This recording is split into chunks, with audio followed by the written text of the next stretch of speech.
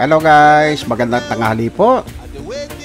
Today's video, ipe-flex ko lang itong aming kakainan kasi habang iniintay ko ang aking mga kapatid na nagpunta doon sa may Igorot Stone Kingdom,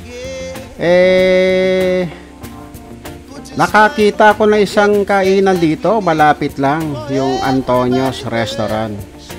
So yan, since na ang daming mga bisita at pila-pilang kumakain dito, nagpa-reserve na ako kagad habang sila'y nandun. So nung nakita ko sila, palabas na, tinawayang sila, sabi ko dito sila dumiretso. So guys, grabe ang ganda ng restaurant na to guys. Maliit lang pero masasarap ang pagkain.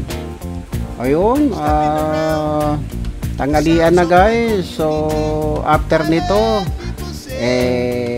pababa na kami ng Baguio guys. So welcome back na lang uli someday.